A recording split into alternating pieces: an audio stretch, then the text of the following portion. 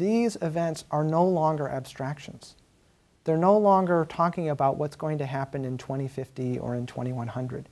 Again, this pervasive sense up to now has been that climate change is distant in time and distant in space.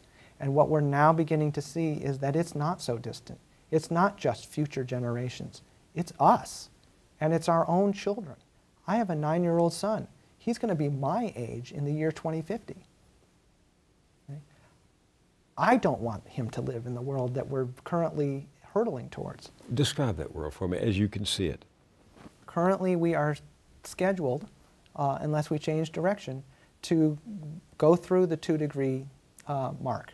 And in fact, we're heading on towards 3, 4, and perhaps even 6 degrees centigrade warmer than in the past.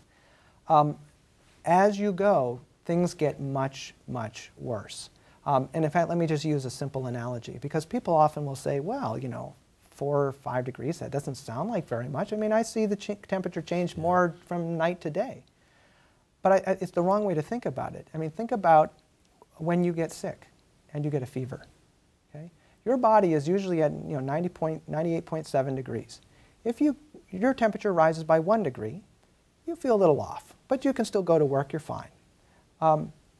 It rises by 2 degrees, and you're now feeling sick. In fact, you're probably going to take the day off because you definitely don't feel good. And in fact, you're getting everything from hot flashes to cold chills. Okay? At 3 degrees, you're starting to get really sick. And at 4 degrees and 5 degrees, your brain is actually slipping into a coma. Okay? You're close to death. I think there's an analogy here of that little difference in global average temperature, just like that little difference in global body temperature, can have huge implications as you keep going. And so, unfortunately, the world after 2 and especially after 3 degrees starts getting much more frightening. And that's exactly what the scientists keep telling us. But will we pay attention to those warning signs?